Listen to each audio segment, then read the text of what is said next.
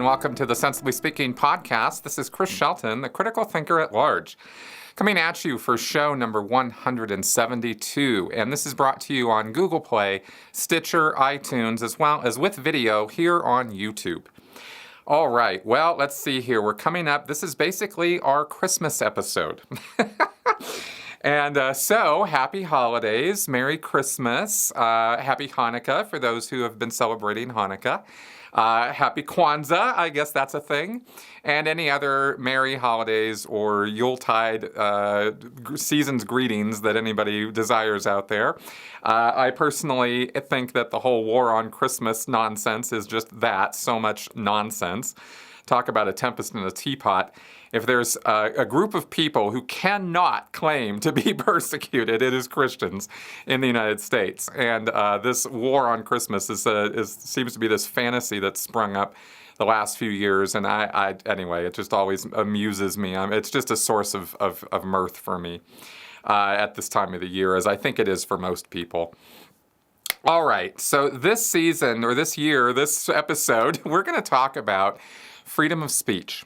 And this is a really, really hot topic in certain quarters right now. I have alluded to it, talked about it myself, answered questions about it. I have received many questions over the last year or so from interested viewers of mine on my podcast and other videos I put out about the subject of free speech, because it is such a hot topic and people are, it's difficult. It's a very, very difficult, controversial topic. It really shouldn't be. It's actually not difficult. But our nature and our emotions and our biases and our passions make it difficult. And, when we rub each other the wrong way and we get into fights about this and what can you say and what can't you say. And for me personally, it's been very frustrating because the minority radical left. Okay, I'm gonna first off, I want to differentiate, talk about there are extremes. Okay, now this is not, actually I should even go earlier, even more basic and fundamental than this. Free speech is not a political issue. It's a rights issue. It has to do with human rights. It's encased in our Bill of Rights, and of course this is regulated by government, but it's not a political issue.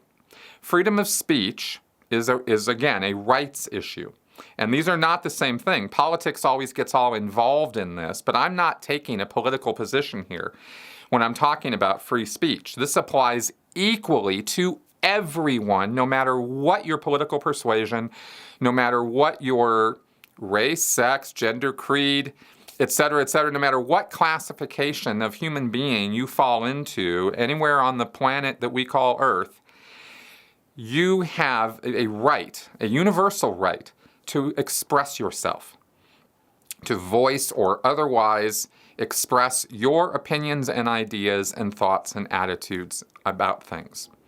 That is one of the most fundamental human rights that we have, right above, say, the right to exist, which also, by the way, is a right that we all have, or at least that we should have, that should be recognized. In every country in the world, short of China, Russia, some Middle Eastern countries, and unfortunately some parts of the United States, don't recognize these human rights as universal.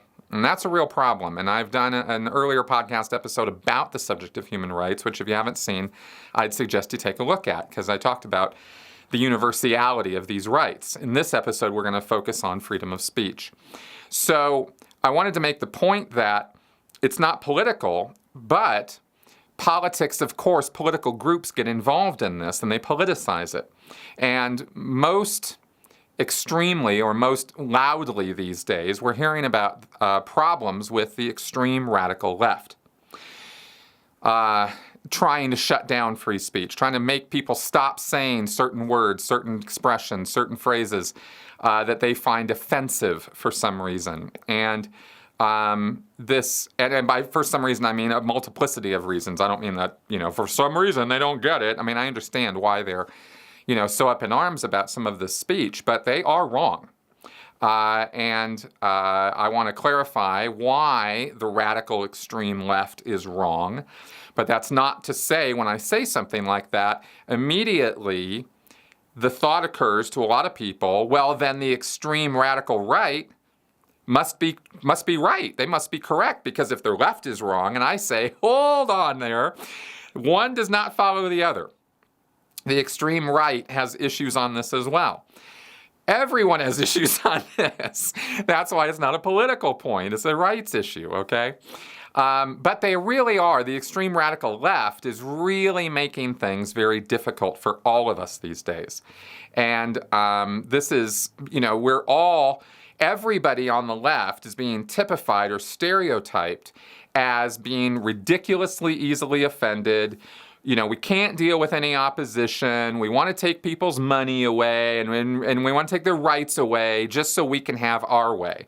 And I'm here to tell you that from a person on the left, and from many, many friends of mine and people I've surveyed and gone out of my way to talk to about this, most people on the left think that these extreme radicals on the left are just as nuts as everybody on the right thinks they're nuts, okay? We're not down with that. And they really do make things difficult for us. And I'm talking about the extremists now. So I wanted to kind of get that out of the way, because I don't want to be confused with or get mixed in with those people, because those are not people who represent my views or ideas about free speech. Even though I identify as, left of center, I am not a radical leftist. All right. Now, free speech is a core aspect of all of this, of course, and obviously also content creators on YouTube and other platforms are having some stress and anxiety right now because of deplatforming that's occurring. I've made some notes here I'm looking over to as I go, because there's a lot to talk about with this. There are very serious challenges to free speech on social media platforms these days, but we must take care when we're talking about these things to be very, very specific about these cases. Generalities on this are prolific. Oh, the left wants to shut down free speech. The right wants to shut down free speech. All those people in academia hate free speech. All those people in the university hate free speech. Look, let's just knock off the generalities, because it's not helpful. Each person who has been deplatformed on social media has to be looked at on a case-by-case basis. Content creators are ultra sensitive on this subject right now, and of course they have reason to be. There are really valid reasons to be concerned. This podcast is not about trying to say that there's no issue here and that there's no problem and social media platforms can do whatever they want. This is way more nuanced than that. They are making some really big mistakes. Social media platforms are. But at the same time, they've also made some correct calls. So it's not a black and white issue. Journalists, content creators such as myself have a vested interest in this, and they don't always bother when they talk about or report on this to find out what the actual deal is. And so we get stupid, ridiculous stories where people like Alex Jones, who's a rabble-rouser and a professional cretin, rightfully kicked off social media, and I'll explain why later. He gets bunched in with other people who definitely should not be kicked off social media platforms for what they have to say. And we have the problem now. We have the likes of Dave Rubin, Jordan Peterson, and other people in the intellectual dark web, and you can Google that if you don't know what I'm talking about, who are now, they're talking about, as of this last week, going off and making their own social media platforms because they're afraid that they're going to be targeted next for deplatforming. I think they're being a bit extreme, and I think the real fight should be to make these platforms do it right. And in order to get them to do it right, well, I don't know any other way to do this except to talk about it and try to exert some pressure and guidance to them. And we'll see, how they respond. And I'm talking here about Facebook and YouTube and Twitter and Instagram and all of them. If there's, free speech is not an absolute right, and it never should be. There are plenty of times when our ability to express ourselves has to be curtailed. This is why everywhere one looks at the laws and definitions of our human rights about freedom of expression, you will always find language that says something along the lines of, except where such speech would cause harm, or except where such speech would reduce or degrade the dignity of another. Although that last bit is definitely up for grabs, up for debate in places like the United States. If there's anything Americans seem to want, it's the freedom to lob insults at one another in a public venue, and the more personal those insults are, the better.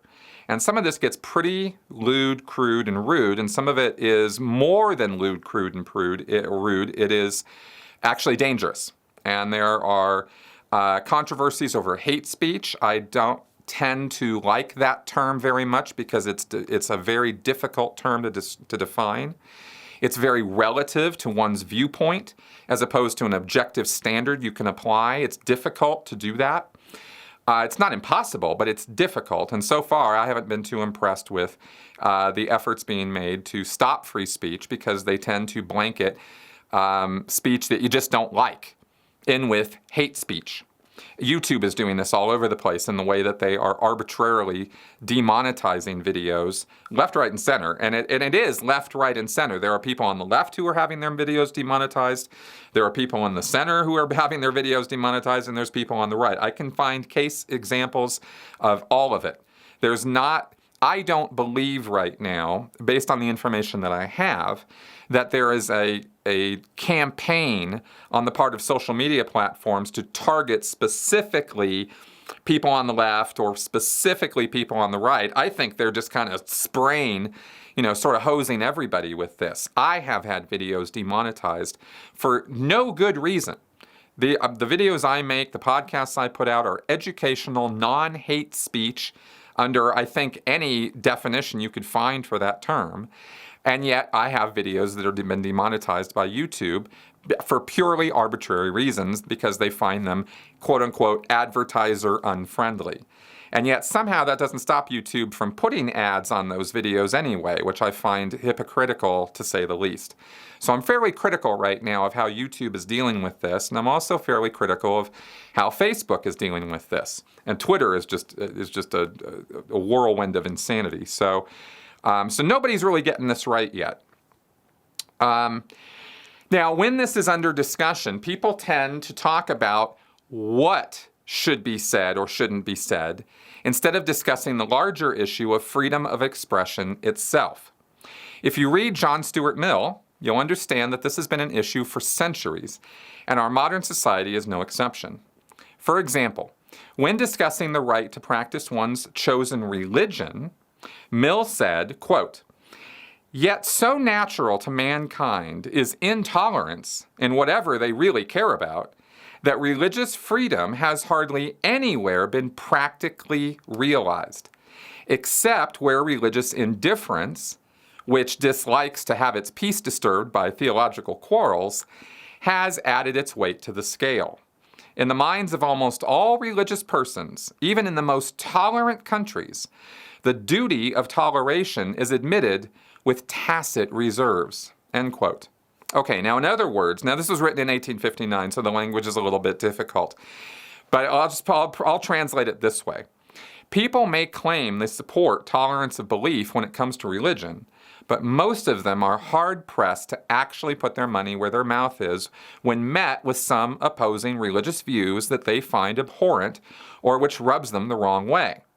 And I'll just stress here right now that I could certainly be accused of this because I rant and rave and talk about Scientology and other destructive cults, which many academics have identified as new religious movements that should have freedom of religion and freedom of expression. So those people in those destructive cults should have the freedom to say what they want, think what they want, believe what they want.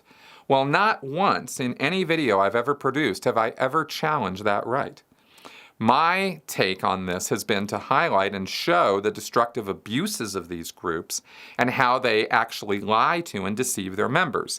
Anyone who watches any of my videos is going to know this. But I just want to make it clear that I'm not approaching this from a I don't believe I am approaching this from a hypocritical point of view, because I'm perfectly fine with anybody, anywhere, believing whatever they want. I really don't care. It's how those beliefs manifest into action in the real world where I become concerned. Now, this business about how we say we should tolerate free speech, say we should tolerate religion in this example, is probably one of our most basic hypocrisies, because, and this is why it gets fought over because our intellect knows that we should allow this, that we should have a freedom of expression, but our passions drive us to try to shut down and silence people whose views we disagree with. And I'm not just talking about the Nazis. I mean, immediately Godwin's law comes into play here. But I'm not just talking about the extremists that we disagree with, and clearly what is hate speech. I mean, that's a bit of a different thing from what I'm talking about here, where I say, I disagree with you, and I disagree with you so much that I think that the solution to our disagreement is to shut you down, shut you up, and not allow you to say the words that you're saying, because I don't even want you thinking the things that you're thinking, because I am so much in disagreement with that. That is our basic nature. That's what we're fighting against. And it's not pretty and it's not fun, but it is something that we have to deal with. Now, given that this is our most basic nature, it makes it a bit challenging to assert that we should all have human rights and we should respect each other's rights. This is the conflict that happens. I mean, sure, in theory, we all agree on this, but in practice, it doesn't really work out this way at all. And this is why I bring up the point that, we really should talk about the subject of freedom of expression. That's what this podcast is about. Now, we'll go on endlessly over what words can and can't be said, what ideas can and can't be thought, but we'll rarely discuss whether it's even right or wrong to be imposing such limitations on ourselves and others. So, let's dive into this and let's take a look at what some of our rights actually are as elucidated in our covenants and declarations and Bill of Rights and all of that. Let's start with the United States Bill of Rights. And this is obviously not universally applicable, but certainly is front and center to the debate and to the conversation about all of this. The First Amendment specifically states, quote, "Congress shall make no law respecting an establishment of religion or prohibiting the free exercise thereof, or abridging the freedom of speech or of the press or the right of the people peaceably to assemble and to petition the government for a redress of grievances." End quote. Now, there's a lot packed into those those four little lines there. And it's not very clear or specific. And I think that was probably on purpose, because our founding fathers wanted to make as broad and general statements as possible when it came to describing our freedoms. Now, it's very clear to even a 5-year-old that if you say you have an unlimited power or an absolute power, and then you put limits on that power, there could be problems. And we're in the midst of exactly those kind of problems now. This is one area where our founding fathers really could have done a much better job in describing what these rights actually mean. I don't know why, but for whatever reason, they didn't think the thoughts through as to what kind of consequences could occur from all of this. And of course, we're talking about people who were living in the 1700s. So I doubt that they predicted something like the internet or modern means of communication or technology, television, even radio airwaves. I mean, none of this stuff was really in their minds. So the ramifications and consequences of what they were writing, I get it. I'm not trying to beat them down, but I'm just saying that they really could have done a little bit better of a job. And now we come forward to the 1940s, post-World War II, where you have the Universal Declaration of Human Rights. Article 19 states, "Everyone has the right to freedom of opinion and expression. This right includes freedom to hold opinions without interference and to seek, receive, and impart information and ideas through any media and regardless of frontiers." Now that's a more well thought out statement of that right. However, this is something else that was missing from the Bill of Rights. This next article I'm going to read you from the Universal Declaration, and it's an important point. This is Article 12. No one shall be subjected to arbitrary interference with his privacy, family, home, or correspondence, nor to attacks upon his honor and reputation. Everyone has the right to the protection of the law against such interference or attacks.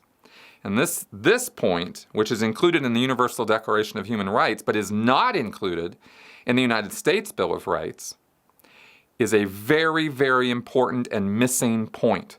Because what happens in the United States is we get so pumped up and egotistically looking at how our rights affect us that we don't think or consider how our expression of our rights or our exercise of our rights might negatively impact other people around us.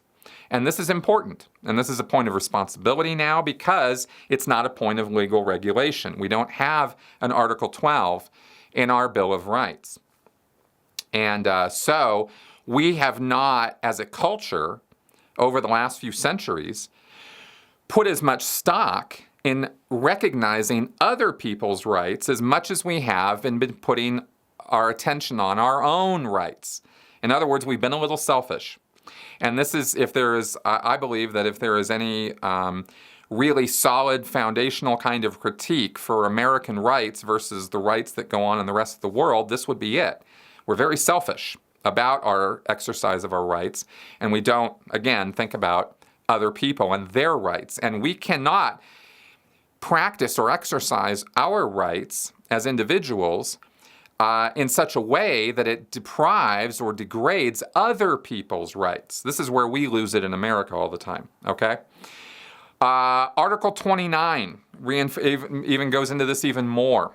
This, again, Article 29 of Universal Declaration of Human Rights states, 1, everyone has duties to the community in which alone the free and full development of his personality is possible. 2, in the exercise of his rights and freedoms, everyone shall be subject only to such limitations as are determined by law solely for the purpose of securing due recognition and respect for the rights and freedoms of others, and of meeting the just requirements of morality, public order, and the general welfare in a democratic society. These are really important articles in the Universal Declaration, and we are really missing out on not having these in our Bill of Rights. We have adopted the Universal Declaration of Human Rights, but how many people in the United States actually know about it, then know about what it says, have actually read all of these articles, and are aware of Article 29?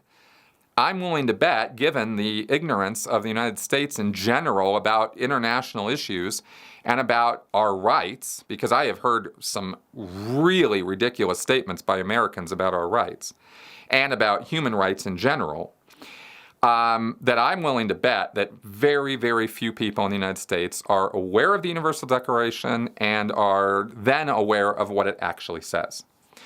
3 of Article 29. 3, these rights and freedoms may in no case be exercised contrary to the purposes and principles of the United Nations. All right, and then Article 30 also. Nothing in this declaration may be interpreted as implying for any state, group, or person any right to engage in any activity or to perform any act aimed at the destruction of any of the rights and freedoms set forth herein. Okay? So I think I've probably driven that point into the ground. I want to also quote from the International Covenant on Civil and Political Rights. This is to give some contrast to our own United States Bill of Rights, but also to show that there's been a lot of smart people who have put a lot of work and attention on how do we word our rights and how do we exercise our rights so that we all get along. Because in the end, these rights are only useful to the degree that they help us get along with each other and live our lives in such a way that we can practice life, liberty, and the pursuit of happiness. So Article 19 of the International Covenant on Civil and Political Rights, and I think it's a coincidence that it's also Article 19, says, 1, everyone shall have the right to hold opinions without interference. 2, everyone shall have the right to freedom of expression. This right shall include freedom to seek, receive, and impart information and ideas of all kinds, regardless of frontiers, either orally, in writing, or in print, in the form of art, or through any other media of his choice.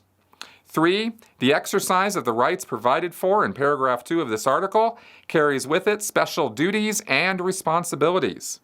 It may therefore be subject to certain restrictions, but these shall only be such as are provided by law and are necessary.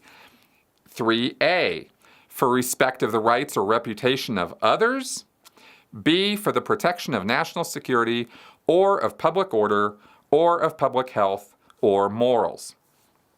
All right, so basically what we're talking about here is you have the freedom to say, think, and express yourself in any way you want, provided you're not doing it in such a way that it's detracting from other people's rights. And that's, again, that's where things get tricky. What kind of exceptions are we talking about here? Well, we've already agreed to many of them. And that's, but this is actually kind of the rub, because this is where Americans get confused. The worst of us want these rights to vent against people they despise or to tell vicious, bald-faced lies, such as Alex Jones, right? To pump up a subscriber base, make easy money based on fear-mongering and hate. And it's not just Alex Jones, of course. I just use him as a case example because he's the most extreme example in the public eye at this moment. This business model I just described, by the way, is Alex Jones's bread and butter. And there are people right now energetically defending his right to have that business model, despite that he shouldn't have been platformed, and that everything that he says is fully covered by our Bill of Rights, and therefore, what's the problem? All right, well, I think you kind of get the drift of where I'm going here, that there are all kinds of problems with this. So anyway, as far as exceptions to, or like instances where free speech is censored and we're okay with it, let me give you a couple examples. In our justice system, juries cannot talk or hear anything about the case they're deciding except for the information they receive in the courtroom. And if that means that the judge has to sequester them in order to ensure that that's the case, the judge has the right to do that. And it's difficult, it's painful, it's annoying, it's part of our civic duty to be jurists. And when we're a jurist, we have to agree to certain limits on our speech. We can't be talking about the case with people who don't have any familiarity with it. We can't go home at night when we're on jury duty and blab all about the case that we're involved in. At least we're not supposed to. And we're certainly not supposed to be, reading the newspapers or watching the news in these highly controversial cases about this stuff, right? Because in order for our justice system to work, we have to have a complete record during the case of all the things that the jury was told by the defense and by the prosecution and by all the witnesses. And if there's other information being entered in and it's not in the court record, then you have no record of how this judgment came about, and therefore the prosecution and the defense are hindered in their ability to prosecute the case or defend the case or deal with appeals to the case, because all the data should be there for anybody to review in the court transcripts and in the court record. So if other information is entering in to the jurists that is not in the court record, then the judgment that the jury renders could end up making very little sense. So this is a limit on our free speech that we agree to. Inciting violence. Everybody agrees you don't go into a theater and stand up and yell, "Fire! Oh my God, there's a fire!" and literally start a riot, because that is the effect that those words will have. You also don't go onto an airplane and stand up and start screaming, "Bomb!" You don't get to do that, right? The TSA doesn't even like you saying the word bomb in an airport, right? They really come down on people for this. Now, that may or may not be valid, that, you can't just say the word bomb in an airport. That sounds a little bit much. But you certainly must see the point that you can't just have the freedom to stand up in the middle of an airplane while it's in the air and say, "Oh my God, there's a bomb on the plane." I mean, you can see immediately the damage that this would create by doing that, and why it is that such a person would immediately be shut down and tied up and thrown in the back and told to shut the hell up. Because they're going to cause panic. They're going to incite behavior from their speech that is destructive behavior. That's where we get into this point of crossing lines and infringing on other people's rights. Okay, now this is a really silly example, but I'm just going to throw it out there because it occurred to me that, oh yeah, when we get tested on things, we're sitting there in the classroom, and this is children, this is adults in college, anywhere you get tested. You can't just sit there in the test and tell the other person what your answers are across the way from you. I mean, one, we call that cheating, but two, it's a limit on your freedom of expression, isn't it? You don't get to express certain things while you're in the middle of taking a test. It's just part of the rules, and we agree to it because we understand that that rule makes sense. Okay. I'll tell you another place where we used to have a very wide latitude, and the sensitivity of our culture has become such these days that we've taken offense to a ridiculous extreme, and this is where these extreme leftists really drive me nuts. But a very, very important part of society where we allow more freedom of speech, and this is not an exception, this is this is maybe the exception that proves the rule, is comedians. Comedians are really important to a society's health. Satire is incredibly important to a society's health and well-being. We have to have the ability and the right to make fun of things, to laugh at things, to find ridicule in any subject. And when something's being done for the point of satire and ridicule and humor, that's not, the problem with what's going on with the extreme left right now is they bunch all that together with people of ill intent, people who have malice towards, say, minority groups, and use, language that is not very nice towards minorities, let's say, right? Just to put it lightly. But comedians kind of get a pass on a lot of things, and they should. And satirists get passes on things, and they should, because the intent of that is to push boundaries for a reason, right? And there's lots and lots of theory on this and the role of comedy in society and ridicule and satire. Excuse me. So we want freedom of speech in that direction. We want a very wide latitude, because that is one comedy is a place where you can sort of vent off steam. It's also a place where you can poke holes at things or find ridicule in things that maybe we take a little too seriously sometimes, and we should have that right and ability to laugh it off, make things a little less serious sometimes, and also maybe poke holes in some of the things that we find sacred or beyond reproach, or imperfect or infallible. We have religious ideals, we have political ideals that some people take very, very seriously, and it's good to poke fun at those things sometimes. So anyway, that's kind of a thing. And there's also, in terms of regulation of freedom of speech, social pressure and social persecution can be just as strong or even stronger a motivating force to shut down some of our rights than legal guidelines or rules or regulations.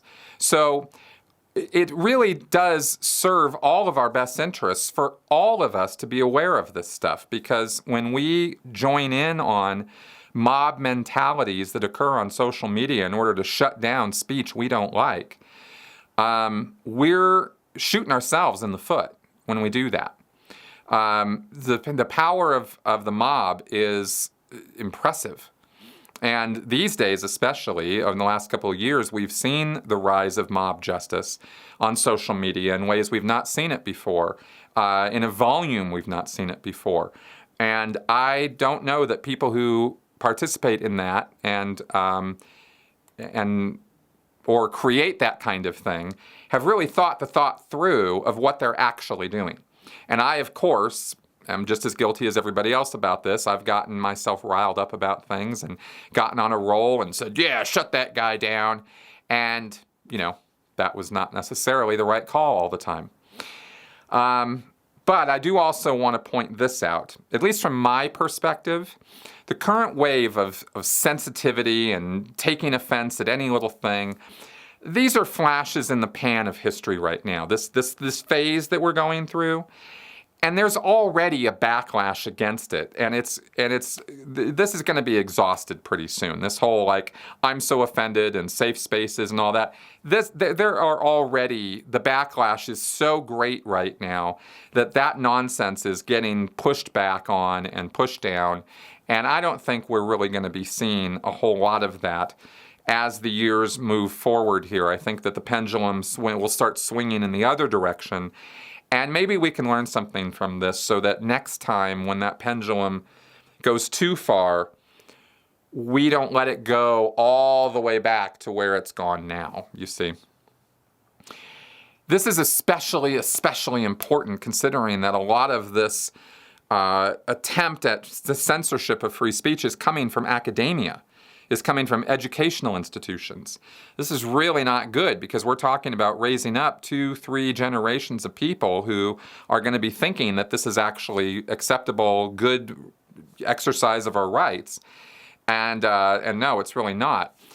In any educational situation, and for anyone who wants to engage in good critical thinking, we must demand that all sides of any position or situation or topic be up for discussion at all times. Now this is, again, I'm limiting this to educational situations now, or critical thinking situations. This is really important to understand. This comes right out of John Stuart Mill, by the way, all the way back to 1859, and I wholeheartedly agree with this. There is no way to form justifiable or valid opinions or judgments without allowing a full discourse of all sides of anything you're trying to teach about. The current mode is to kick speakers off college campuses for being too controversial. And this has included comedians and intellectuals and academics, not just alt-right hate speakers like Milo or Richard, what's his nuts, the Nazi guy, Richard Spencer. We're not just talking about those two guys. We're talking about people who are not controversial figures, who are not hate speech figures, and they're not being allowed to speak. This attitude is completely self-destructive and actively denies students access to a fair and good education. This is where freedom of expression could really shine, but instead our prejudices and fears have turned us into intellectual cowards who are offended at the very idea someone will disagree with us. This is not a valid way to teach. When only one person or one institution is allowed to be learned, you have indoctrination, not education. And that opens the door to cultic thinking and extremism. It's therefore no surprise at all that this is what we have in our academies and universities. And this is setting up entire generations of upcoming working professionals for complete failure. All right, so I just wanted to make that point really, really super clear. I am not down with any of the nonsense that's going on college campuses right now about this. It is like I said, it's just shooting, all these academics are doing is shooting themselves in the foot and denying the basic rights that every single one of us have. All right, so now let's talk about the most controversial part of this, and that is deplatforming. When is it deserved and when isn't it deserved? All right, first off, there is this argument about, that's been made, and I've made it, that private platforms that are privately owned, not government funded, not government endorsed, not government backed, They're not public utilities. The social media platforms, for example, YouTube. These platforms have to have the right to edit or censor content. They just have to. We have laws in place, for example, on slander and libel. And a responsible platform would take actions to see that these laws are not broken on their platforms. And they have to have the ability to do that. Otherwise, the platforms themselves could end up being held legally liable for the content that they're putting out there that is slanderous or libelous. When free speech results in crimes being committed, or the free speech, the exercise of the speech itself is a crime because it is libel or slander, for example. So I think that's a fairly sensible position. I don't think anybody would say, if you really think the thought through on this, oh yeah, no, they shouldn't have that right. Anybody should be able to say anything, anytime, anywhere on any social media platform.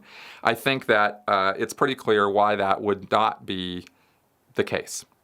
And if you're so far down the free speech rabbit hole that you think any speech of any kind, anywhere, at any time is justified, then we're just not on the same page and you haven't really been listening to anything I said. Okay, so when do you deplatform somebody and when do you not? Well, I'm not the CEO of these companies, so really this is just my thinking on the matter. And there might be other information I'm not privy to or I don't have that might somehow modify my ideas here. But what I look at everything we were just talking about here in terms of how speech can impinge on other people's rights, and including their reputation and their dignity. This is really important.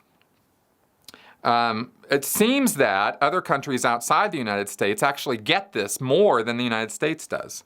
And again, I think the reason why is because of that the Founding Fathers kind of screwed up a bit in how they worded our Bill of Rights.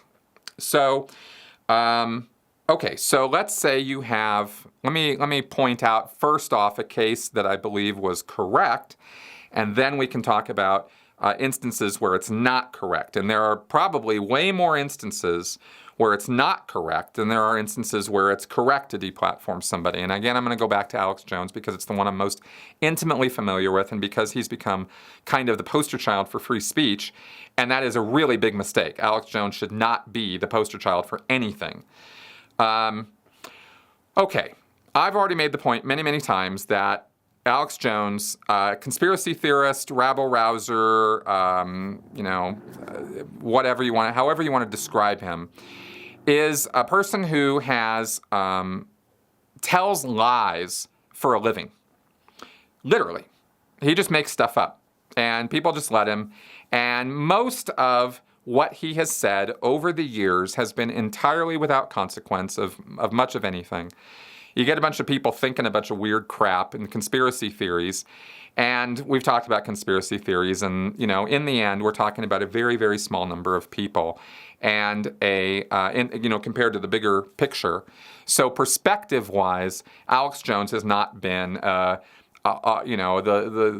leader of evil in the United States. However, he did go too far on Sandy Hook. And if you're not familiar with this, I'll just very briefly, Sandy Hook was a school shooting that happened years ago. Alex Jones went on his show, and as he is wont to do, wove this entire conspiracy theory around the Sandy Hook shooting, where he claimed that the people who were shot and killed, we're talking about kids now, were crisis actors. And that the parents of these children and the children themselves were crisis actors. It was all a hoax. It was a false flag operation. Sandy Hook was just something invented by the government in order to more impinge on our rights. And whatever other nonsense Alex Jones spewed about that. Because he did that, and because he not only did that once, but he said it over and over and over again, there were consequences to what he said. The consequences of what he said were that his followers, some of his followers, started stalking and harassing those parents, the parents who had lost children at the Sandy Hook shooting. To the point that they were being followed around, they were being threatened, they were being told that we know all about you, we know you're just a bunch of fakes, we know you're frauds, you didn't lose any kids. I mean, imagine being told this by complete strangers you've never seen or heard of before because some dickwad on a radio show is telling them that you're a fake, you're an actor, and your kid is dead and laying in a graveyard. I mean, if this is not the kind of example of where one's freedom of speech is impinging on other people's rights to life, liberty, and the pursuit of happiness, I don't know what is. These people, these Alex Jones followers who started stalking and harassing these parents, made it so bad that these parents could not even visit the graves of their children because they were being followed and stalked and harassed. So that's a direct result, not an indirect result, it's a direct result of what Alex Jones said. This got so bad that these parents got together and decided to sue Alex Jones over this. And his response was to triple down, say it over and over again. I was right, these are crisis actors, blah, blah, blah. So the stalking and harassment continued. And Alex Jones was given every opportunity to walk back his words, to drop the matter, to stop being a dick, basically. And instead, he tripled down, quadrupled down, and this case is still ongoing as far as I know. So, because of the real world consequences of his speech, people, innocent people, victims of a school shooting, have been stalked and harassed. So, is that right? Should that happen? Is that what we call freedom of speech? Absolutely not. That is where you are engaging in, again, this slander, libelous behavior. You are ruining the reputation of innocent people who did nothing wrong and do not deserve any part of what's happening to them. And Alex Jones deserves to be censured for this. And the way that a platform can go about doing that is first warn you that you're on shaky ground, man. You are saying things that are not good. Because the effects of your speech, and this is the important part, the effects, the consequences of your speech are having real world effects on people of a very detrimental nature. Now, if that's what you want to do, and you're successfully doing it, well, then you're a scumbag. And if that's not what you want to do, then it seems to me that if you had any moral compass at all, you would walk back what you said. And you'd tell people, hey, I didn't want you guys to do this. This isn't what we should be doing. Right? But that's not Alex Jones's way.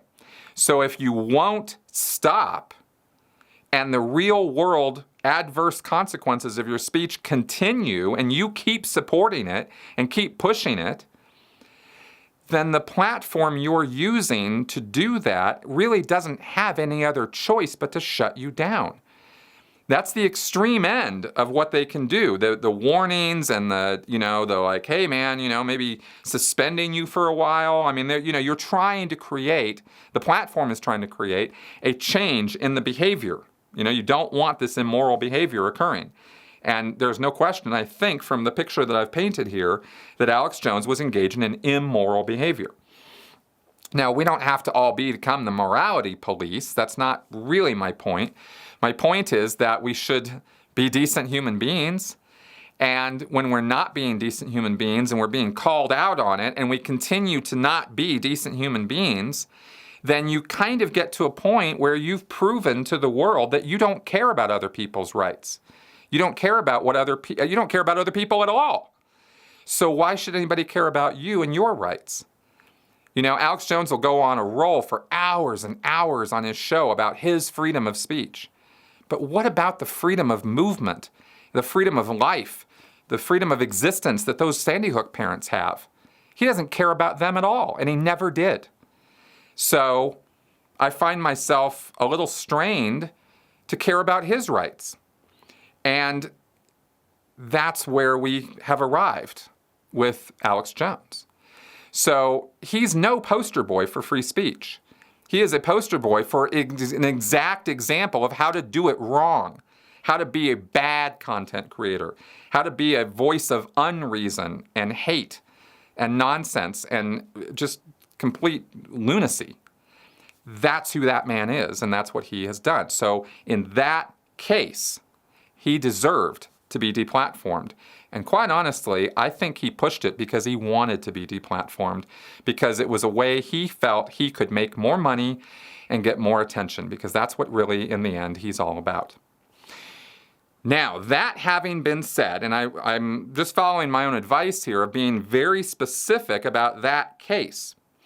Now let's look at some other cases. Now, there's lots of them, and unfortunately, this is where I'm going to go into, unfortunately, it's unfortunate that there are so many cases of this happening on the left and the right.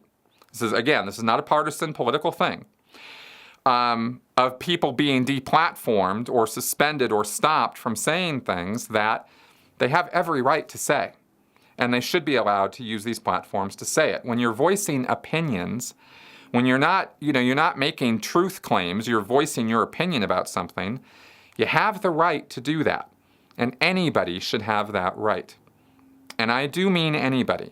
And I do mean on any subject.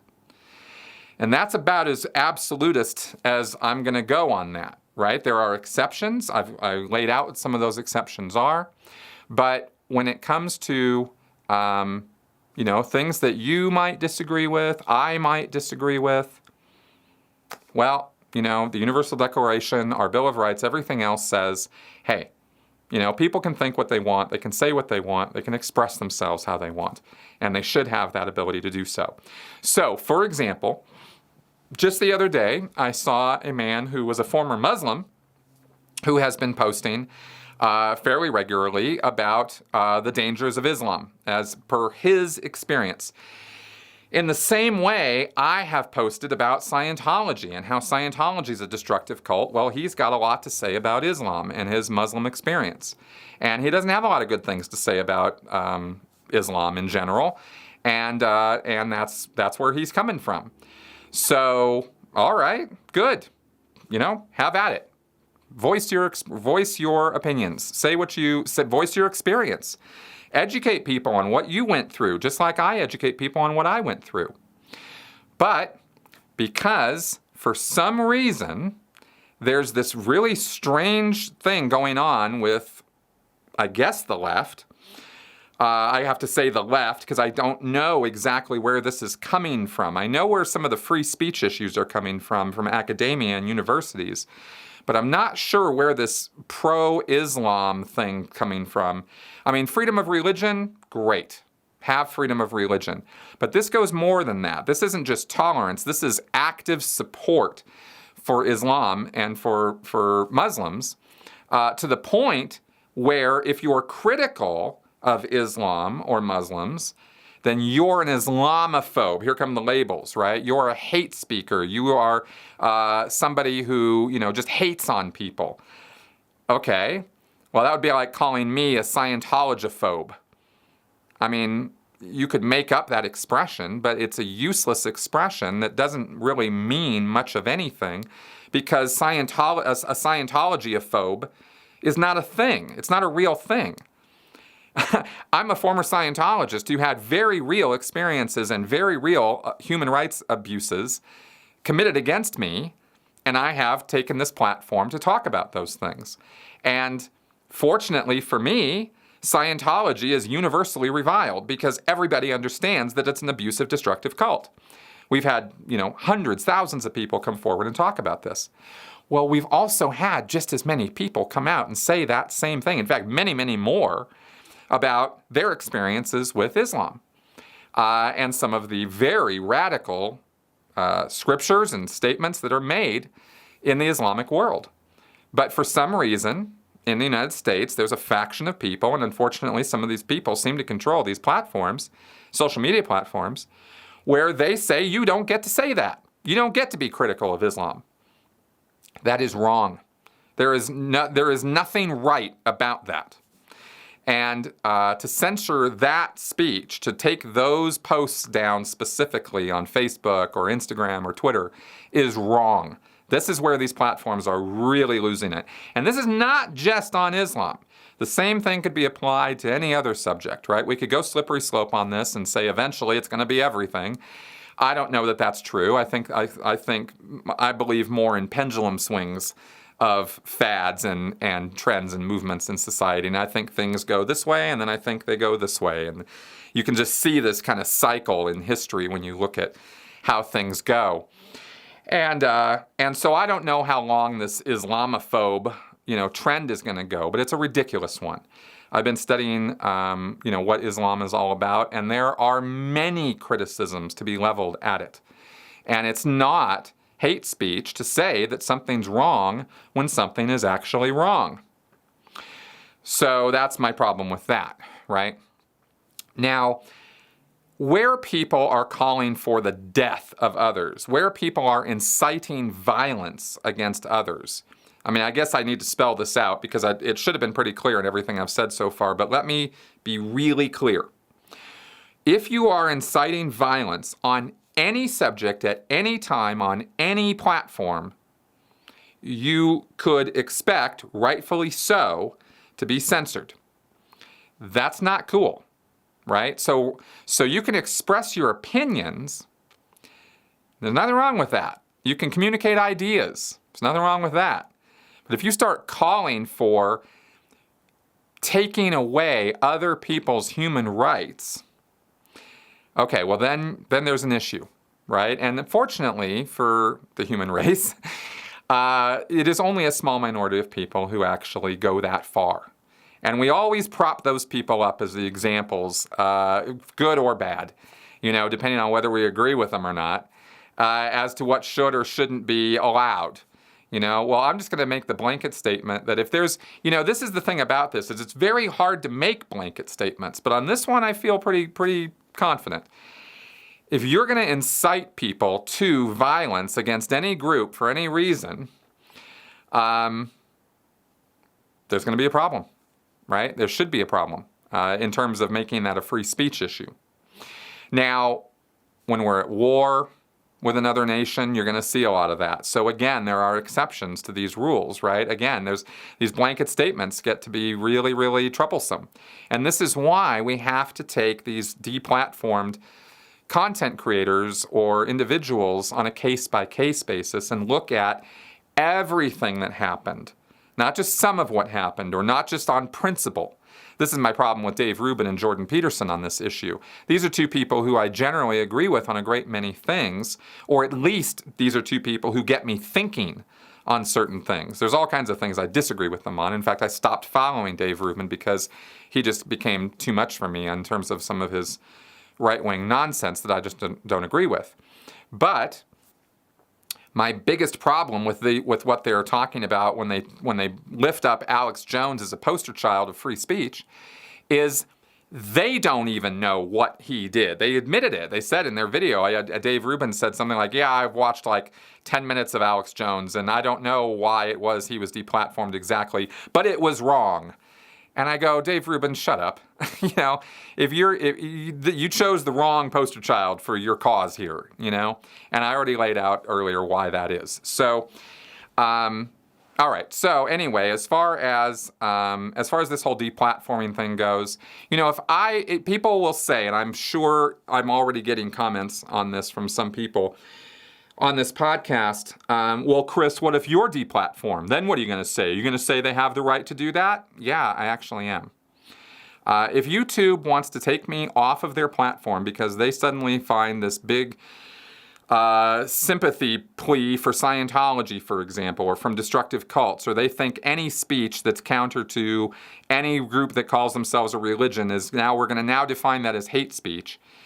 Well, if that happens, if we get to that place, then I'll go find another platform. I'll go find another way to get my message out there other than YouTube or other than Google or other than social media platforms. Hell, remember books?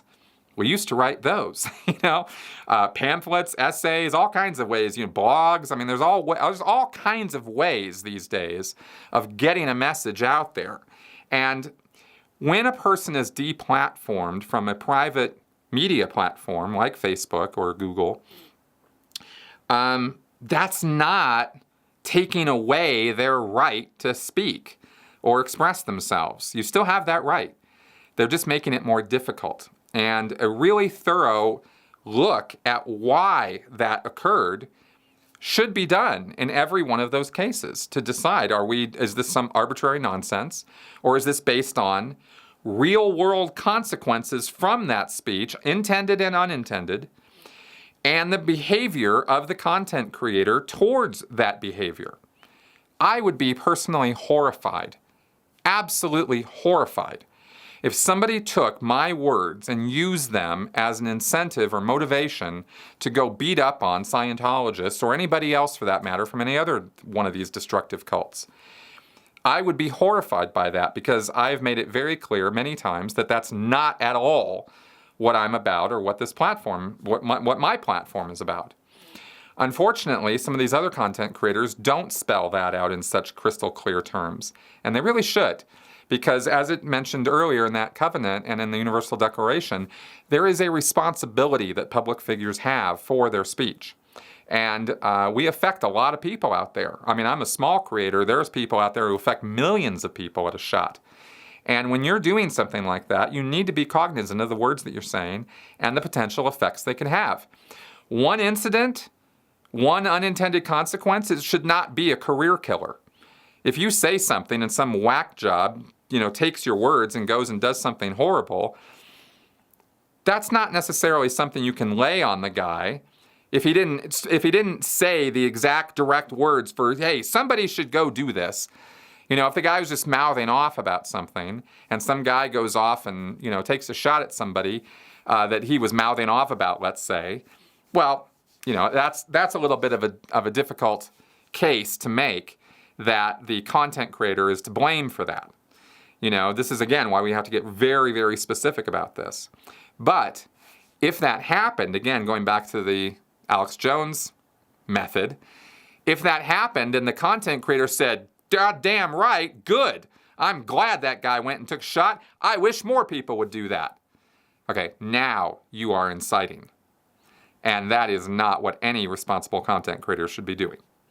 So it seems to me that common sense and the rights as listed in the Universal Declaration and even in our Bill of Rights are adequate to clarify these situations if we pay attention to them, if we don't give in to mob mentality and fear about how our freedom of speech is being impugned and destroyed by social media platforms.